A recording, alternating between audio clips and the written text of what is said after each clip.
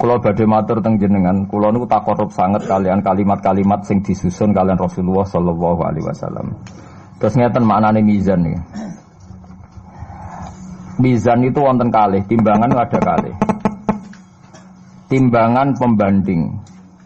Jadi misalnya saya punya amal buruk banyak. Ya, amal buruk banyak, terus ada amal baik banyak. Sebetulnya amal buruk itu mudah sekali talasat. Talasat itu hilang, nggak dinilai sama Allah. Karena kebetulan buruk itu nggak ada. Niki ilmu kelas hakikat di rumah balik. Rumah nggak ada salah paham gitu. Amal buruk itu banyak yang nggak ada. Amal baik itu ada tanpa kita mengamalkan.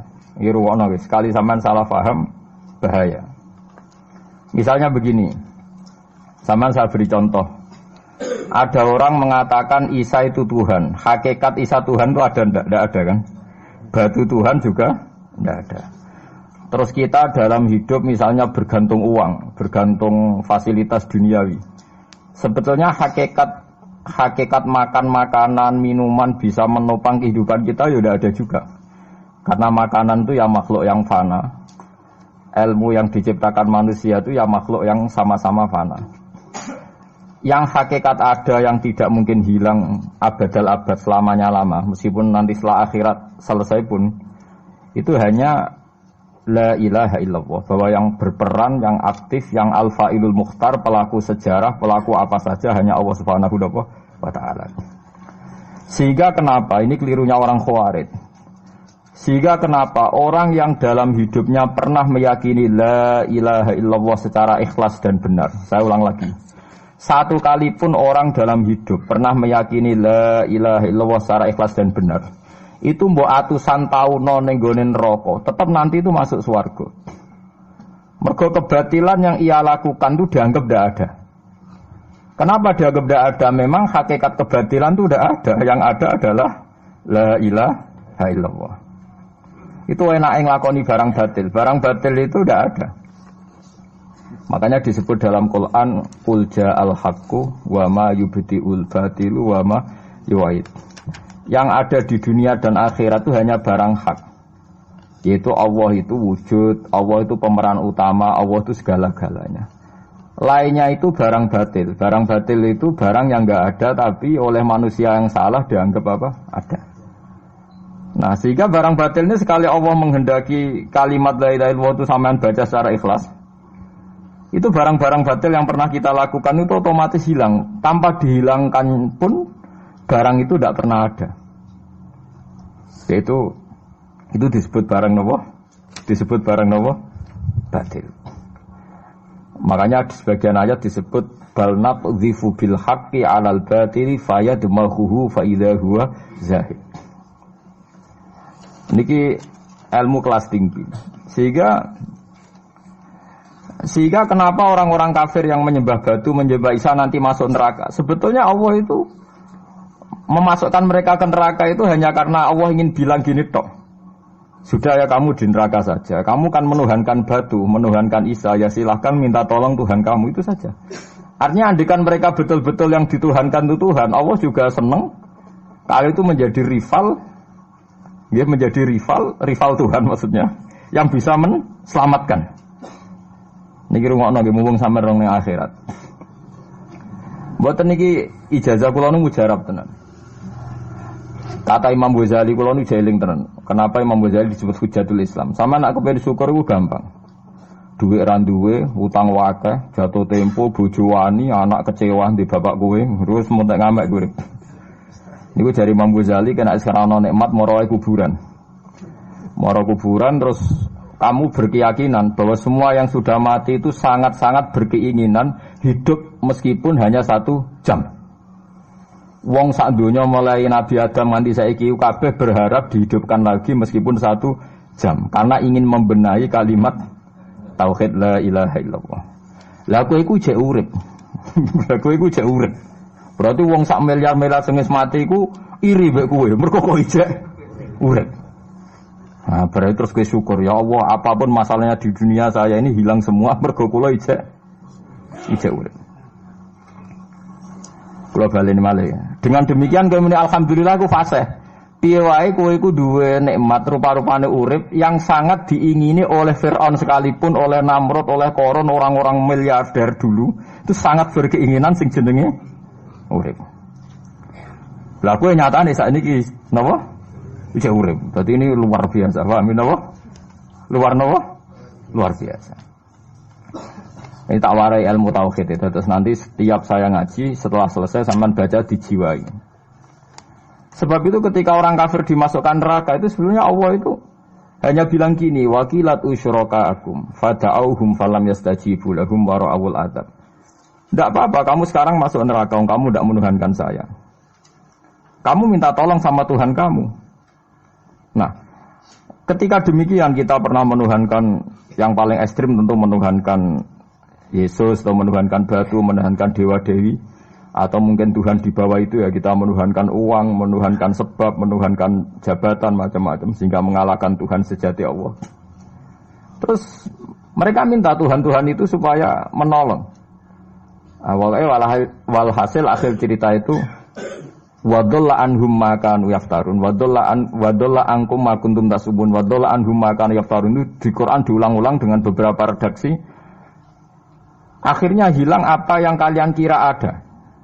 Akhirnya hilang apa yang kira kalian ada. Misalnya kita mengatakan bahwa hidup itu harus makan, harus minum. Ternyata nanti di akhirat tanpa makan, tanpa mikun orang hidup. Makanya itu hebatnya ulama, hebatnya ahli sunnah, hebatnya nabi. Nabi itu orang mukmin itu dilatih. Kalau lesu ya makan, kalau ngantuk ya tidur. Tapi kita diajari ada makhluk hidup yaitu malaikat yang tidak makan, tidak tidur. Paling tidak meskipun kita itu kalau nggak makan lemes, kita tetap tidak mengatakan tanpa makan makhluk pasti mati. Karena kita berkeyakinan diberi akidah. Ada makhluk yang namanya malaikat, nggak makan, nggak minum, tapi hidup. Sehingga meskipun kita mengalami kalau nggak makan itu mati, tapi tetap menyisakan satu keyakinan bahwa makan itu tidak syarat hidup. Buktinya malaikat nggak makan, hidup. Paling tidak dengan keyakinan itu kita tidak mendewa-dewakan harus makan. Nah, itu cara-cara Nabi mengajarkan kita. Paham gitu. Terus ini saya ulang-ulang. Makanya disebut wadolla anhum. Apa yang mereka kira ada itu dari awal tidak ada. Ya, apa yang mereka dikira ada nanti di akhirat tidak ada. Lah sing ada itu tetap nopo alhamdulillah. Makanya ketika nanti orang masuk surga da'wahum fiha subhanakallahumma wa tahiyyatuhum fiha salam wa akhiru da'wahum alhamdulillahi rabbil alamin. Ini penting kula aturaken. Terus sakjane salah niku ora dikepenak. Itu sebabnya kenapa orang yang kafir mulai cilik sampai tua ketika meh mati kok nglafadzna la ilaha illallah, satu kalimat ini akan menghapuskan kekafiran di masa lalu. Kenapa kok bisa hapus? Karena kekafiran yang masa lalu itu omong kosong semua. Ya toh mengatakan Isa Tuhan ya omong kosong, malaikat Tuhan ya omong kosong. Ini omong kosong semua. Barang itu kalau hakikatnya kosong hilang karena tidak ada bukti memang tidak benar. Itu kan gampang untuk menghilang. Itu padha karo wong mending ini. 3 miliar ambek 3 miliar. Iku padha karo 5 rupiah. Bariku gremeng meneh. 1 triliun mbek 1 triliun padha karo 500 rupiah. Omongan gremeng itu kan ya wong edan ngoten mawon kan. Berarti sak urip-uripe muni Isa pangeran ya edan. Muni liyane pangeran itu kan omongan ra penting semua. Meskipun yang disebut tuh miliar triliun tapi kan cara guru biji busak kan gampang globong ae wong ndak. Tapi malaikat bagian katabah, bagian nulis, iku ora wani ngobong la ilaha illallah ben kuwalat tapi ya pangeran. Makanya saya pastikan sekali sampean nglafadz la ilaha illallah itu benar, malaikat sing sentimen mbek sampean pun ndak bisa bakar itu. Kualat den. Paham juga maksudnya? Paham ya? Jadi jelas guys niki kenapa kalimat itu begitu dikjaya. Paham ya? Begitu dikjaya. Lah soal kita ngalami di zaman akhir. Orang lafadzkan kalimat itu dianggap bid'ah terus tukaran. Ya kita semua ngalim bingung kalimat itu salah apa dianggap napa bid'ah. Wong kalimat disifati thayyibah sing lafadzno dihukumi nglakoni bid'ah. Lah sing diarani bid'ah ya ora trimo pisan, malah gawe hadis palsu. Fadilail wiridani malah palsu hadis. Sajane cara padha warase wonten ora perlu debat bulet ngoten. Padha warase lannya kono nganggo kapasitas ulama, kita pakai kapasitas apa? Ulama, terus kita diskusi baik-baik. Di kula baleni malih nggih, kenapa kalimat thayyibah disebut kalimat baqiyah? Dalam istilah Quran wal baqiyatus sholihat. Baqiyah itu sesuatu sing abadi. As-sholihat itu sing layak, sing apik, sing selalu duwe eksistensi. Soleh maknane layak. Layak iku mergo wujud. Nggih kula baleni malih tak wari filsafat ilmu hakikat. Sing darani layak iku sitok mergo wujud. Nak barang ora wujud itu jenenge dilafatno tapi mboten layak. Jadi barang ana sing dilafatno tapi ora layak, ana sing ora usah dilafatno tapi wis layak disebut sholihat. Saleh maknane apa? Layak atau punya eksistensi. Misalnya begini ya, kula tak warai nggih ben sampean nang lafatno la ilaha illallah niku benar. Ketika manusia itu menganggap yasumu maknane menganggap itu sesuatu tidak ada tapi dianggap nopo ada, itu jenenge menganggap. Ketika manusia itu menganggap bahwa tidur itu penting, kalau orang tidak tidur itu maka dia akan lemah, kalau orang tidak makan itu dia akan mati. Sebetulnya semua ilmunya manusia itu menganggap, karena diulang-ulang oleh satu kejadian. Kalau nak gak mangan itu lesu, nak gak turu itu lemes. Terus dia menganggap kalau gak tidur itu orang mati, kalau gak makan itu orang mati. Itu ilmu yang dikatakan oleh para ahli hakikat hanya menganggap itu sah. Karena anggapan manusia salah itu sah, keliru ya sah, benar ya sah, tapi ya hanya anggapan. Tapi dalam ilmunya Allah Ta'ala sing abadi, kehidupan itu tidak bersyarat makhluk itu harus makan, dan Allah bisa membuktikan itu lewat Allah menciptakan apa? Malaikat. Nah sehingga semua ilmu selain ilmu hakikat itu dalam bahasa ilmu hakikat disebut kita menganggap, kita merasa tahu. Bukan saya tahu, tapi saya merasa tahu. Nah, liane kalimat la ilaha illallah itu semuanya begitu. Kita merasa tahu bahwa kira-kira begini, kita melihatnya begini. Tapi sing hakikat, sing gak bisa dibatalkan bahkan oleh malaikat sekalipun, niku namung kalimat la ilaha illallah. Nanti disebut kalimatul haqqin 'alaiha nahya wa 'alaiha namut wa 'alaiha nufatu insyaallah taala minal amin. Karena yang dikatakan hidup itu roh. Roh itu tidak butuh makan. Ketika jasad itu mati, hancur, itu rohnya kan masih hidup. Dia pindah di alam ulya sana. Roh itu hayat itu dari kata roh. Roh itu maknanya hidup, hayat maknanya hidup. Roh dan hayat ini satu sistem yang kita tidak tahu, yang tahu hanya Allah. Ini tidak butuh makan. Sing butuh makan, butuh utang, butuh bodoh niku jasad. Paham nggih? Roh ora tau utang, ora tau gadekne BPKB, paham nggih? Enggak melok-melok dia. Makanya ketika jasad kakean pola itu roh nyesal. Kok ngatasnamakan saya demi hidup sampai direwangi utang-utang wong, direwangi uripe bulet. Toh saya bisa hidup tanpa hutang. Lah iku manusa iku aneh. Makanya disebut alam rohaniin itu sudah. Nah, ketika kita mati itu kan yang mati itu jasad. Jasad itu mati, rohnya sowan Allah. Tapi kita secara bodoh mengatakan kita mati. Loh, yang mati itu siapa? Hanya jasad kita, roh kita tidak mati. Yang sowan Allah itu roh kita. Tapi kita bilang kita mati. Ya berarti kita bilang kita mati, ya kita mati. Menurut bahasa manusia, kalau kita sudah tidak ambekan, tidak makan, tidak minum, disebut kita nopo mati. Tapi alhamdulillah kita ini mukmin, meskipun bahasakan kita mati terus bahasano mugi-mugi disepunten pangeran niki ruhe nembe sowan, mugi-mugi diwelas. Intine dekne ramuni mati. Paham nggih? Mulane malaikat ngrungokno pidatone kiai sing lepas jenazah ya bingung.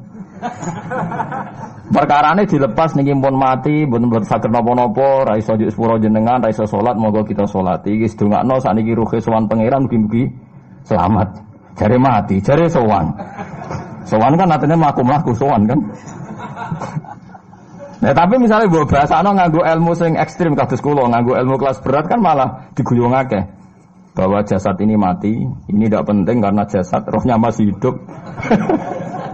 Maka kita tidak perlu nyolati mayit karena tidak pernah ada mayit, karena rohnya masih hidup. Wah, kan dianggap edan bareng kan. Makanya sebaiknya orang ilmu hakikat itu tidak perlu jadi kiai, pokoknya kayak kula jadi ulama tapi rasa jadi nopo.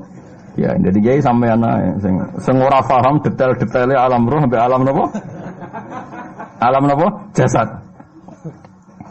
Nah, itu keliru itu penting karena kalau tidak keliru itu tadi. Paham sih kalau maksudnya. Nah, itu disebut. Nah, kalau sama tanya, lalu roh itu gimana Gus? Ya nggak ada jawabannya. Wong Rasulullah saja yang orang paling pinter di dunia, orang paling tahu wa yasalunaka anir ruh kulir ruhu min amri rabbi. Roh itu urusannya pangeran. Makanya kalau sekarang sampean pertanyaannya gini. Waktu gale guyonane Siti Jenar. Siti Jenar ya ana pinter, ya ngawur tapi ana pinter. Dene iku ora tau salat. Sing salat ruhe jare. Dadi ora tau sujud, sing sujud jare ruhe. Yen darani wali songo iki goblok. Wali songo iki gobloke ra karuan jare Siti Jenar. Wong kon salat, bathuke nganti ngecap jare Siti Jenar. Lah nek sing ngecap bathuke sok ben fisik iku hancur, pas ketemu Allah seksine apa? Jare Siti Jenar ke jangan ketemu pintu. Kok jasad kita ini hancur. Misalnya kayak ngandalo batuk ngecap, jasad ini kan hancur. Sing mbok sowan pangeran rohem. Roh iku wis kon sujud ae ora usah awam. Lah akhire nak wae salat terus meneng ae jare wis salat. Sing ada teng pintu-pintu niku. Nah sing mung syariat terangno ora iso. Rata-rata kiai syariat kan ra pinter hakikat. Mau ngamuk ngono to murtad kowe. Nah ngamuk to. Hasil wong syariat kan apa? Ngamuk. Ngamuk ana stresan rangno ngamuk. Ya akhirnya gak sambung kan. Saya pastikan ajaran Kak Siti Jenar itu sesat. Sesatnya adalah wali-wali yang alim, termasuk wali songo yang alim itu bilang begini. Ketika bathuk kita dikokon sujud ning pangeran, kita sujud itu sebetulnya bukti bahwa fisik kita itu tunduk sama perintah roh. Karena roh kita sujud, roh ini menyuruh fisik kita juga ikut sujud. Jangan jadikan fisik ini rivalnya roh. Itu kita gobloknya Siti Jenar. Kalau roh kamu sujud, fisik kamu tidak sujud, namanya rivalitas. Berarti kowe di jisim, duwe wadak sing ra nurut roh. Berarti rivalitas. Lalu jasad kamu itu sing mimpin sapa kok gak nurut. Lah ini malah sing rada-rada Siti Jenar tobat mulai detik ini Pak. Karena ya buatan tak ajak mikir sama paham ya. Jadi ini permainan ilmu kelas tinggi paham ya. Kayaknya nggak tahu mikir toh. Lah diwarai kok ben kok alhamdulillah aku fase. Paham ya? Paham ya? Makanya andekan malaikat itu kok sujud ning Nabi Adam ketika Allah nyuruh, "Hei para malaikat, saya menciptakan manusia namanya Adam. Setelah jadi maka kamu sujudlah." Itu malaikat sujud. Sujudnya malaikat bukan karena nganggap Nabi Adam itu Tuhan atau makhluk yang istimewa, enggak. Karena perintah Allah disuruh sujud. Malaikat enggak perlu tanya maknanya sujud ke Adam itu apa, enggak perlu. Pokoknya karena Allah nyuruh ya sujud. Paham gitu? Setan pakai rasional. Ngapain sujud Adam? Musuh bodoh-bodoh makhluk. Mulanya orang aliran sing sesat malah darani malaikat sama iblis itu tauhidnya tinggi iblis. Karena malaikat diuji disuruh sujud sama Adam, makhluk mau terjebak dia sama permainan Tuhan. Kata Allah, dari malaikat terjebak tes-tesane pangeran. Iblis luwih pinter perkara nek gelem sujud.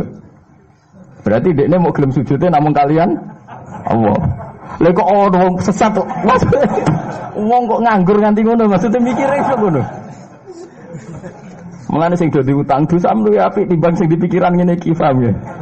Paham ya? Jadi malaikat terjebak permainan Tuhan, dites gak lulus ya. Itu ngeri kalau nuruti alin-alin ngoten. Yang benar adalah setan itu dianggap keliru. Karena dia tidak punya otoritas pikiran. Dekne ora wujud, hakikate setan malaikat gak wujud, wujudnya diwujudno Allah. Nak wujudnya diwujudno Allah, apa wae sing dadi dawuh Allah kudu sami'na wa ata'na. Karena dia tidak bisa menjadi rival Tuhan. Makanya kalau kita diperintah Allah langsung lakoni, gak usah gawe rivalitas. Mulai paribasane ke kon mangan wis sareng nek Allah ngutus mangan wis mangan ae. Nang kok wargen wis Gusti kok mangan. Nek ora mangan ya ora mangan, pokoke kon nurut. Lah itu kelirune Siti Jenar. Dia itu lupa bahwa dengan mengatakan jasadnya tidak perlu sujud. Mergo sok ben sing dihisab roh, dia bikin rivalitas antara roh dan jasad. Mula ki nate maca aliran Siti Jenar mulai yang versi Arab sampai versi tulisane wong-wong bingung-bingung iku. Sing luwih bela Siti Jenar timbang Wali Songo. Bahkan dalam cerita itu seakan-akan Wali Songo lu kasut mergo jare Siti Jenar dipateni wangi terus diganti asu macam-macam lah cerita ngono. Mula nu peneliti ra kabeh, kula ra koyo Ki Mustofa ni ora apa ya ngono. Gak jelas roe tapi jelas dadi kiai ini. Enak ngoten niku. Dadi ya ana wong ilmune ra pati akeh tapi jelas dikiyaino. Kulo ilmune akeh ra pati dikiyaino. Jadi kekeliruan-kekeliruan ini mergo ngoten niku nggih. Memang ilmu hakikat itu jelimet. Tapi sampean harus saya latih. Piye sampean ngaji ning kene ya suwi tuwa supaya kenal sithik-sithik. Lah nanti makanya menghilangkan barang batil itu mudah sekali. Karena barang batil itu hakikatnya tidak ada. Mbok ana wong muni sak miliar ditambah 1 triliun jumlah 5 rupiah, mbok sing disebut angka sak miliar sak triliun lafaz ini tidak ada. Nggih lafaz ini tidak ada, fakta ini tidak ada. Makanya disebut ning Quran iyaquluna illa kadzib. Sebagian Quran istilah lebih ekstrim. Kaburos kalimatan takhruju min afwahihim. Kalimat itu menjadi besar karena ada yang melafatkan, tapi kalimat ini tidak pernah menunjuk hakikat. Lho nggih to, misale wong nyebut iki geni, wong ki HP kok darani geni, itu pernah ada kalimatnya tapi tidak ada faktanya. Ini batu disebut itu Tuhan. Yang benar itu batu, disebut Tuhan itu kan kalimat sing ada kalimatnya tapi tidak ada faktanya. Paham ya? Ini disebut kaburos kalimatan sing takhruju min afwahim. Terus iyaquluna illa kadzib. Mereka hanya ngomong secara dusta. Sebetulnya kalau barang hakikat itu tidak usah diomongkan, itu tadi kalimatu haqqin 'alaiha nahya wa 'alaiha namut wa 'alaiha nufasu insyaallah taala minal amin. Tapi kalau kalimatul batil kalau enggak diomongkan enggak ada yang ngomong. Karena harus diomongkan, itu pun enggak menunjuk apa? Enggak menunjuk apa? Hakikat. Lah semua manusia itu ngomongnya itu rodok-rodok ala zamihim sesuai klaimnya. Mulane omongane sampean bingung nama malaikat. Saya jamin, muga sampean kenal malaikat kados kula niku malaikat sambat tenan mbek omongane sampean. Kok ndak gimana coba? Kita bilang saya ini kaya, baru punya uang banyak kaya. Malaikat sing nyekseni kekayaane Allah janggal kere kok muni sugih. Terus kowe muni saya ini orang kuat karena saya presiden Amerika, saya presiden Indonesia orang kuat. Kita pun sebagai kiai bilang Jokowi itu orang kuat, presiden itu orang kuat. Malaikat sing roh langit bumi, sing roh Allah, dijayani Allah, pemene malaikat Israel. Mangkel sak boleh ana bahasa kuat tuh. Semane tak protes ber kok iso muni kuat itu kuat apa nih? Jadi bahasa manusia itu membingungkan semua. Coba Anda jadi malaikat Israel, terus ana wong peteta-petete muni kuat. Kuat temen ning ndi tak pites setiap saat itu. Jadi bahasa manusia itu membingungkan semua. Makanya malaikat itu kuat dan uang ngomong gak jelas. Nah, makanya mereka nggak dianggap temannya malaikat. Karena tidak wali, dia tidak tahu ilmunya malaikat. Lah wali itu tidak pernah terjebak omongan itu. Disebut ala inna auliya Allahi la khaufun alaihim. Sampai disebut nanti di antara khasih wali itu kalau meninggal tatanazzalu alaihimul malaikatu alla takhafu wa la tahzanu wa absyiru bil jannati allati kuntum. Terus malaikat-malaikat yang di langit semuanya bilang pada wali ini nahnu auliyaukum fil hayatid dunya wa fil akhirah. Saya ini mitra kamu, saya ini teman kamu baik zaman kamu di dunia maupun di akhirat. Karena bahasanya wali dengan bahasa malaikat itu sama. Enggak pernah merasa kuat, enggak pernah merasa hebat karena malaikat itu tahu yang hebat itu Allah, tahu betul dia. Apalagi temannya Israel tahu betul. Paham ya? Olah wali yang meniku bahasa disiga sambung. Disebut nahnu auli. Kayak agak tahu tuh paham Quran kados kula. Lah mulane ngaji. Wis kerepean lah pokoknya paham. Lah bahasa manusia enggak wali itu bingungkan malaikat karena tadi kita bilang presiden itu orang kuat. Ini orang kuat. Padahal malaikat yang bagian mitosnya Allah ini janggal, kuatnya nang ndi. Apalagi malaikat yang nyekseni alam malakut. alam ning langit. Yang sampean saiki wis sinau planet mawon lah. Planet Mars itu kayak gini, Platurus gini. Delok bumi planet paling kecil. Wong bumi planet paling kecil kok penduduknya paling kuat tuh piye kamu sih? Paham ya? Wes bumi paling kecil digoni wong miliatan. Terus untuk mau sepiro? Mau untuk kok terus kuat itu kuatnya nanti. Berarti sampean membahasakan orang kuat ya gak sido bener. Orang itu ilmuwan, orang paling pinter di dunia. Pinternya ning. Misalnya yang ngerasa pinter karena ini bisa menemukan komputer, bisa menguasai sak dunia, peneliti, handal ngene-ngene jare malaikat. Umpama ke roh ilmu sak bumi ku rong roh Mars. Aku sing nata Mars, tukang jogo. Artinya umpama ke roh tenan bumi ku rong roh planet lain dan kehidupannya di sana. Apa meneh alam malakut, alam roh. Misalnya alam kematian itu butuh ilmu 99, alam dunia mau butuh sitok. Ngendikane Nabi bandingan ilmu dunia sampai akhirat itu 99 banding 1. 1 dibagi wong sak dunia. Subhanallahi wa bihamdihi 'adada khalqihi wa ridha nafsihi wa zinata 'arsyihi wa midada kalimatihi. Subhanallahi wa bihamdihi 'adada khalqihi wa ridha nafsihi wa zinata 'arsyihi wa midada kalimatihi. Subhanallahi wa bihamdihi 'adada khalqihi wa ridha nafsihi wa zinata 'arsyihi wa midada kalimatihi. Subhanallahi wa bihamdihi 'adada khalqihi wa ridha nafsihi wa zinata 'arsyihi wa midada kalimatihi. Subhanallahi wa bihamdihi 'adada khalqihi wa ridha nafsihi wa zinata 'arsyihi wa midada kalimatihi. Subhanallahi wa bihamdihi 'adada khalqihi wa ridha nafsihi wa zinata 'arsyihi wa midada kalimatihi. Subhanallahi wa bihamdihi 'adada khalqihi wa ridha nafsihi wa zinata 'arsyihi wa midada kalimatihi.